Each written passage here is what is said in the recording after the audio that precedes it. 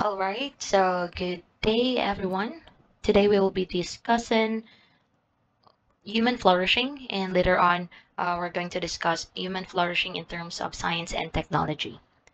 So, we already had in our previous discussions, we have already gathered the idea about what science is, what technology's purpose are, and how do these two factors affect our society.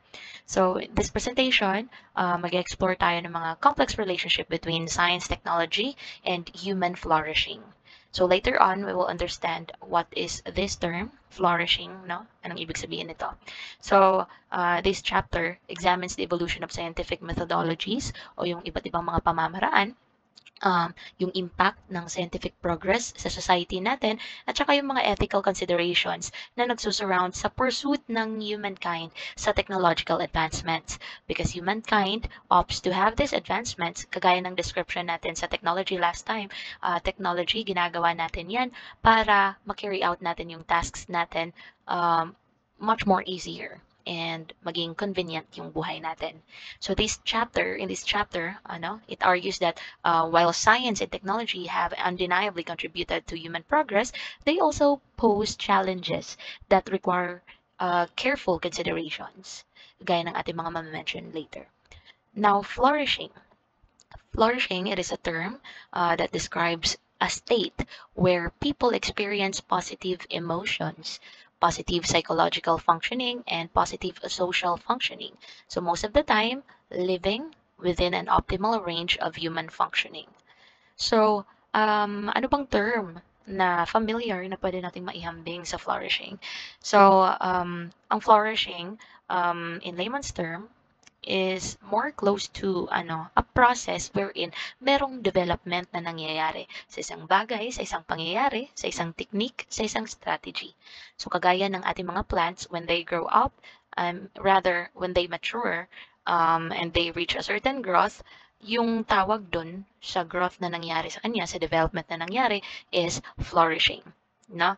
Kung ihambing naman natin sa mga bulaklak, yung pamumukadkad ng mga bulaklak, that's flourishing.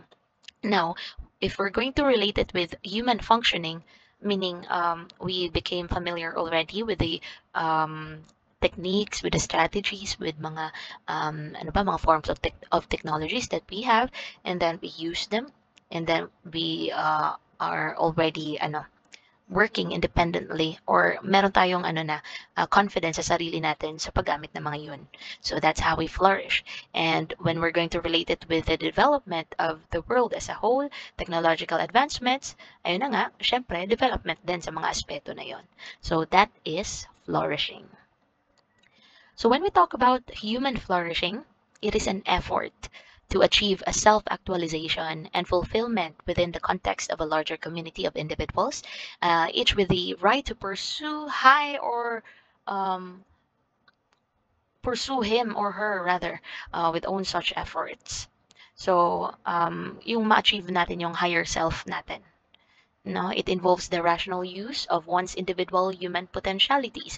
So kapag ginamit natin yung mga potential na meron tayo, and then ginamit natin yung mga talents natin, abilities, mga virtues, mga meron tayong mga prinsipyo in the pursuit of his freely and rationally chosen values and goals, kapag na-apply natin yon, thus, pwede natin makamit si human flourishing. No? So human civilizations and the development of science and technology, gumagamit talaga ng konsepto na ito. So a human person has tinatawag nating bearer siya o tagapagdala, representante siya ng science and technology. So if there is human flourishing within those people na merong kaalaman on science and technology, there is a direct impact also to the flourishing of science and technology in the larger sense. So, saan ba nagsimula itong human flourishing na concept na ito? Let's go philosophical in this part. Although subject natin ay science and technology, but since we're talking about human flourishing, mamaya kasi re-relate na natin talaga. Doon na tayo sa concept or context ng science and technology. This time, tinatry muna natin i-understand ano ba yung human flourishing, saan siya nagsimula, at paano nagkaroon ng konsepto ang ganitong nagkaroon ng konsepto ang mga tao about dito. So, the concept of human flourishing, often referred to as eudaimonia, finds its roots in the philosophy of Aristotle. So, yan naman si Aristotle. He described human flourishing as a state of good-spiritedness, achievable through a combination of factors like phronesis or friendship, wealth, and or power. So, itong eudaimonia is referring to a state na kung saan na-achieve natin yung good-spiritedness or yung tinatawag nating higher self natin. So, pwede daw ito ma-achieve through combination of these certain factors na na-mention dito sa ating presentation. However, the definition of human flourishing has evolved over time and influenced by societal and technological advancements, nag-iiba din ang ating tinatawag na self-actualization process and ano ba yung pinaka-version ng ating higher self. So, early humans, they rely on simple tools for hunting and gathering. Kasi nga dati, hindi naman ganoon ka-advanced ang kanilang forms of technology. So, simple tools lang para sa mga functions na yun. So, these tools for hunting, for gathering, paved the way for the development of more sophisticated technologies. Dahil always merong need para mapagaan yung mga gawain ng tao, nag-develop ang tao ng iba't ibang mga tools, strategies, kaalaman para mas magawa nila yung mga tasks nila effectively at mas makasurvive sila ng mas simple. So this gradual process led to groundbreaking achievements, including space exploration, dahil nga ang likot-likot ng mind ng tao, medical innovations, nagkaroon ng mga lunas ang iba't ibang mga sakit, although marami pa rin mga sakit na wala pang lunas, but we can say na marami na din ang mga naging developments. So biruin nyo, nung sinaunang panahon, ikinamamatay ang measles, ang smallpox, pati ang chickenpox. So ngayon, meron na tayong mga vaccines, against sa mga sakit na iyon. So, nalalesen natin yung mortality rate o yung bilang ng mga namamatay dahil sa mga diseases na yon. Dahil meron na tayong mga medical innovations, kagaya ng vaccines. And also, explorations of life after death, nasasali na din yun sa likot ng isip ng tao, kaya nakakagawa din ng mga theories and all. So, in Western civilizations, they tend to emphasize individual flourishing. Kasi itong kung maalala ninyo sa understanding the self ninyo, merong difference ang ating mga Western people, group of people, and ating mga nasa Oriental na side o tayong mga Asians. So Western people tend to be more individualistic in contrast to these Eastern people o itong mga nasa Orient. So, ang mga tao, especially dito sa Asians, because of the customs din, mga kinagawian din ng mga tao, naging collectivist tayo. Kumbaga, parang labag sa loob natin, yung tayo lang ang nag-a-achieve. Parang, when we think about something, acquiring something, or even simply buying something, we think of these other people na nakakasama din natin. That is very contrasting to being an individualistic person. So, ang individualistic na tao ay they focus more on their self, on their growth, and on achieving this so-called self-actualization. So, Eastern cultures place greater importance on the community because they are collectivist. And this difference in perspective reflects contrasting philosophies such as Confucianism and Bushido, which prioritize collective good over individual aspirations.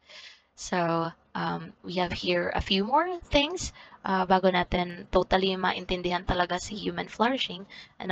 So, dito, we're going to try to understand human flourishing in the sense of science and technology.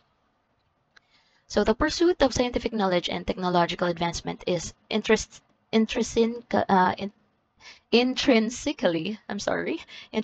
linked to human flourishing. So, itong quest ng tao sa pag-gain ng scientific knowledge at paggawa ng mga advances sa technology, kumbaga parang embedded na talaga yan sa sistema ng mga tao. Lalong-lalo na parang nasa sistema na din ng tao ang mag-survive, mag-adapt, magkaroon ng developments. In short, human flourishing. So it allows us to understand our place in the universe. Kung saan ba tayo banda, ano ba yung function natin, ano yung mga role natin, ano yung purpose natin sa mundo. And to solve problems and improve our quality of life. So since embedded na sa atin yung konsepto ng human flourishing, whenever there is a problem, we tend to provide solutions.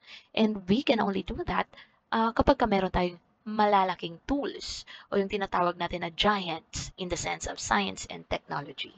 If we are going to stand on the shoulders of the giants, then it will be more possible for us to provide solutions to the different problems. If not all, most ng mga problems or maraming problems na mabibigyan natin ng solusyon.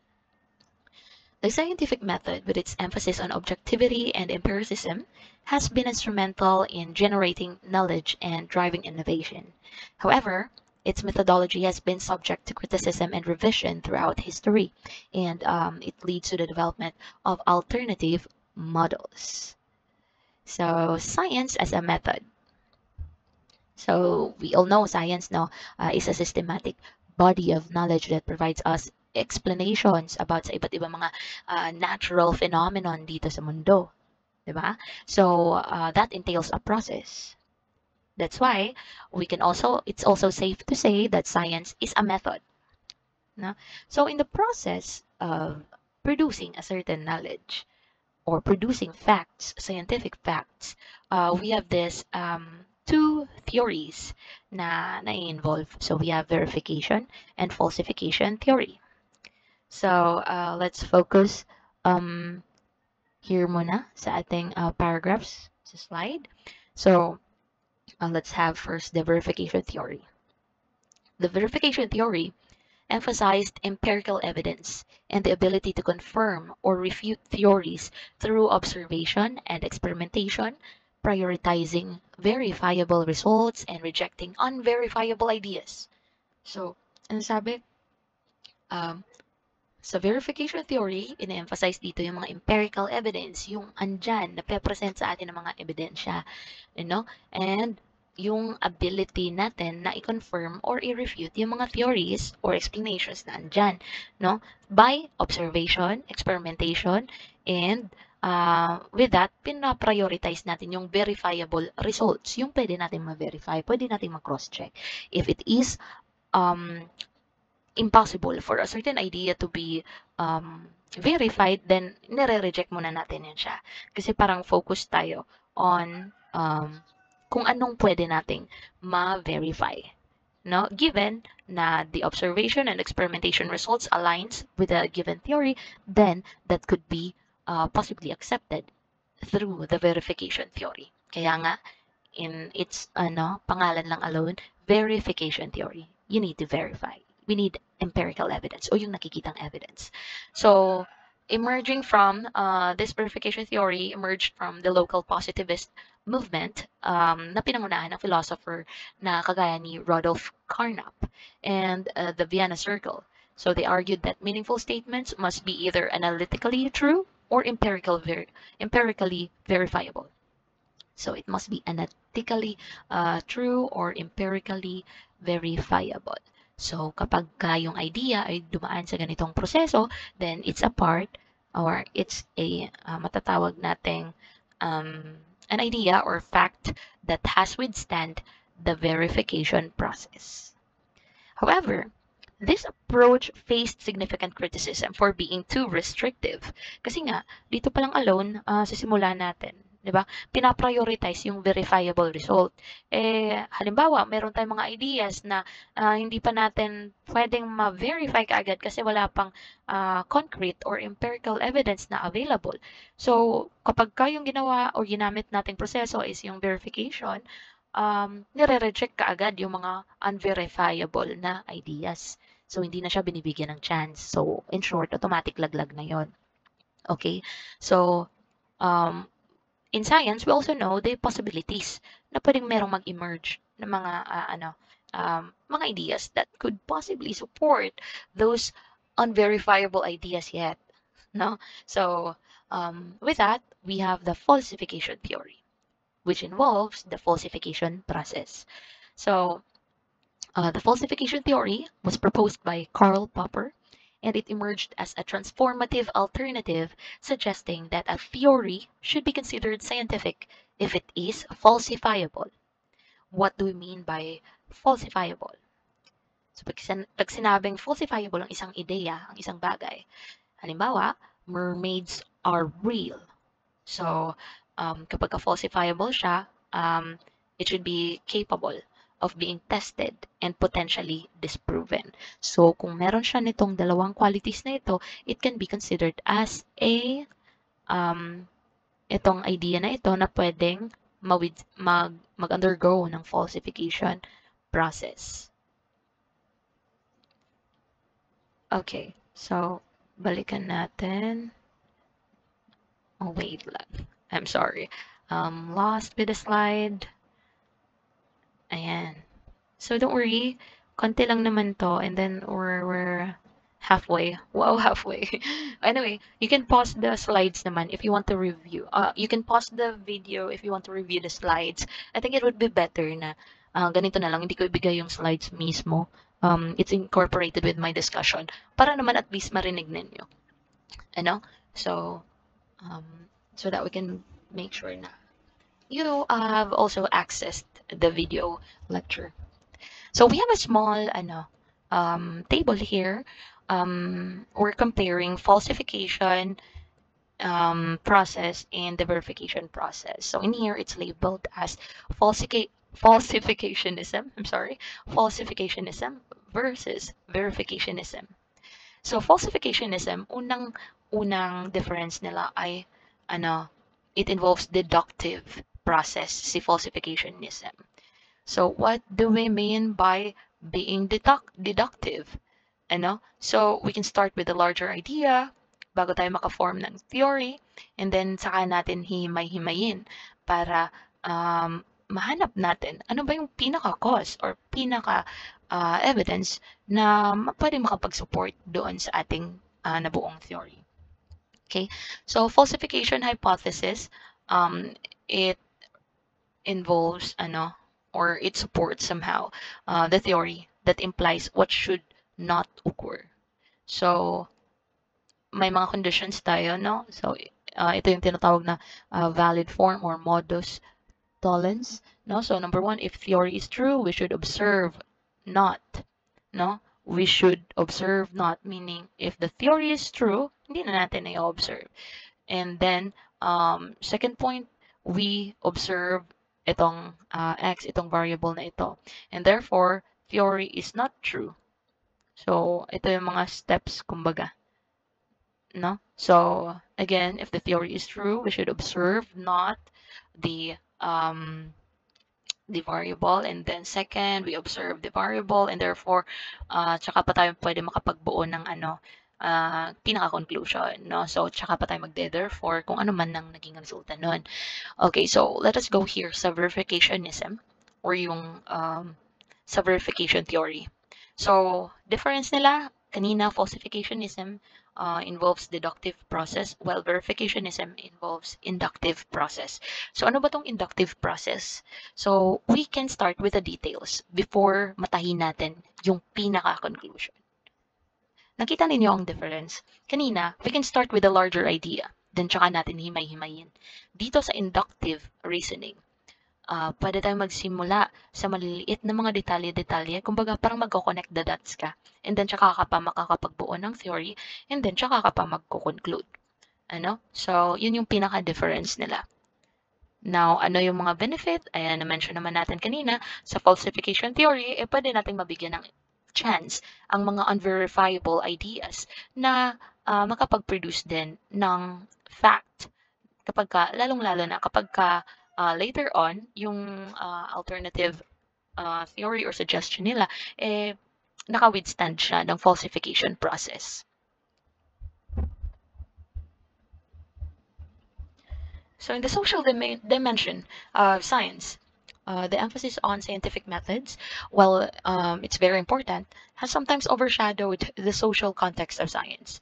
So philosophers like Paul Thagard, Imre Lakatos, and Helen Longino have argued that science is a social endeavor. It is a social endeavor that is shaped by cultural values, societal norms, and the perspectives of diverse communities. So, with that being said, science is not confined to the realm of laboratories and academic institutions only.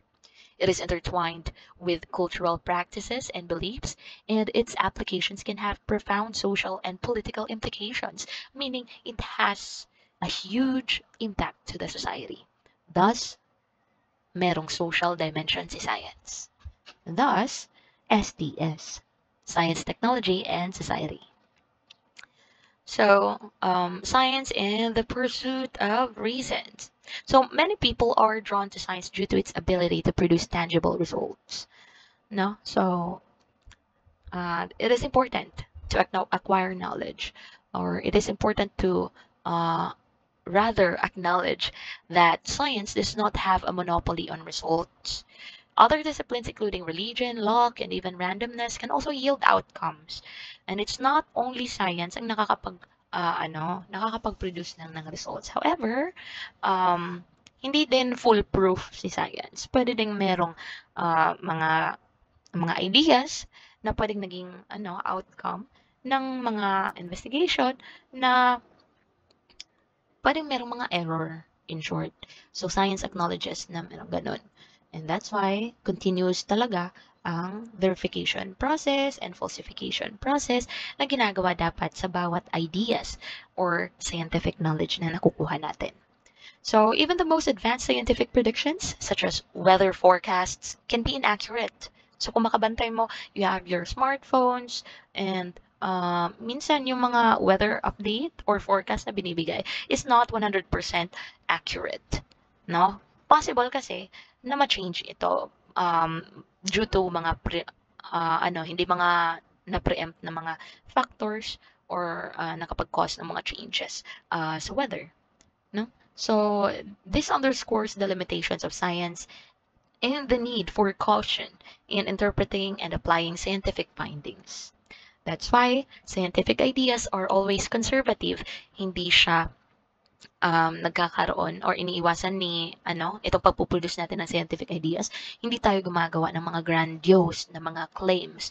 Kasi nga, kung ano lang ang saklaw natin na parameters doon sa study natin, doon sa topic natin, yun lang din yung ini-include natin. Okay? So, as an education, ini-integrate na yan siya sa curriculum natin. So, very evident, the STEM na strand or curriculum sa senior high and the STE strand in junior high. So, with the name itself, merong emphasis sa science, technology, and engineering and mathematics. No? So, this STEM education reflects a societal preference for science-related fields. So kapag pumasok ka sa mga field na ito, of course, you will be prioritizing studies on these areas. So this preference often translates into a competitive academic environment where students who excel in science and mathematics are given advantages in education and career opportunities, such as itong ating mga DOST scholars or Department of Science and Technology scholars. Medyo malalaki din ang kanilang mga allowances and yes, maraming mga benefits. That's for them to be encouraged to study more of science, mathematics, engineering, and technology. So while this focus on STEM education is important for technological advancement, it's crucial to cultivate a balanced approach to recognize the value of other disciplines, and human flourishing requires a holistic understanding of the world, encompassing various areas of knowledge from the arts and humanities to social sciences and critical thinking. But how much is too much? Are there limits of growth? Let's go back to human flourishing. Kung we always opt for growth, success, in development, meron bang punto kaya na sobra na? Meron ba tayong mga limits para sa growth? When can we say that this growth is sufficient enough? Or this certain level of development is parang nagiging dangerous na? So, paano ba? So, let's talk first about economic growth. Economic growth is often seen as a primary indicator of societal progress. Yes, that's very evident. Kapag tumataas yung, kumbaga parang, paano ba, value ng peso compared to dollars, parang it entails economic growth sa ating bansa. Kasi parang yung pinaka-standard natin is yung US dollars. Ano? So kapag yung value ng money natin is malapit na sa value ng 1 US dollar, we can say na parang meron ding economic progress or growth sa atin. So as of now, ang isang US dollar ay I think 58 pesos ang kanyang value. So the relentless pursuit of growth has unintended consequences. The Earth's resources are finite or nabibilang lang. It has a limit. And unsustainable levels of consumption can lead to ecological damage and depletion of resources. Why are we mentioning this? It's because progress, development, growth entails utilization of our resources. Halimbawa, we have our natural resources such as our minerals, our coal deposits. Hindi yun sila unlimited at saka hindi sila nare-replenish from time to time, hindi yan nare-regen. No? So, what's there from the beginning of the earth is yun yung mga kinukonsume natin. It's finite. Therefore, it has an end. Diba? Kasi hindi naman siya nare-regenerate or napapalitan. It's not renewable. And so, since kailangan natin ng development, ni-utilize natin sila, abot talaga sa time na makukonsume natin lahat ng resources natin. Let's not only talk about the Earth's resources, sali na din natin yung human resource o itong lakas ng tao. No? So, meron ding end dyan. Saan ba tayo nakadepende? Babalik na naman tayo sa Earth's resources. Diba? So, ayun na nga. Kung merong katapusan ng ating mga resources, meron din palang katapusan si growth. May mga limits si growth. Because the fuel for growth ay yung resources natin. At saka yung mga efforts. Okay? So, how much is too much? Too much is when na-utilize na lahat ng ating resources at wala na magiging available sa future generations. That's when development or flourishing becomes too much. And so, while I am away, just think about these questions. Answer this in a one whole yellow paper. And paningkamuting brief and concise lang siya. Brief, meaning hindi masyadong wordy. At saka, although limited lang, hindi naman ibig sabihin na hindi kompleto yung answer ninyo. So, question number 1, is our reverence of science justified? Yung pagkakakilala ba natin sa science, na-justify sa ating naging discussion ngayon? Yung previous natin na kaalaman about science? Or ano ba yung mga realizations mo? Oo, na ito pala yung mga kaibahan sa nalalaman ko dati about science at ito na pala siya ngayon. Ganito pala siya ka-vast and all and etc. So, yun yung mga ina-expect kong mailagay ninyo dyan. Okay, number 2, were we successful so far in trying to tie down technology with what we conceive as human flourishing? Naging successful ba tayo sa pag-integrate ng technology sa human flourishing na process na ginagawa natin hanggang ngayon? Can we say na successful na tayo, or are we still far, or did we already make noticeable mga advancements? Are we nearing to the limit? Okay, so that's what I expect to see on your answers sa number 2. What do you think constitutes human flourishing? Marami tayong na-mention. You may mention also some of the few. No? So, ano bang bumubuo sa human flourishing? If madodraw mo ito, if may enumerate mo, ano yung pinaka-recipe sa human flourishing? Ano yun? Okay? So, that's what we mean by question number 3. And so, our discussion for this presentation ends. So, thank you so much for your time and listening. So, don't forget about your submission. I'm going to create a submission bin for this specific set of questions. Again, write it in a one whole yellow paper. Take a picture of it. Legibly siya, hindi encoded ha. Handwritten siya. Take a picture of it, i-cam scanner ninyo, and then you submit it.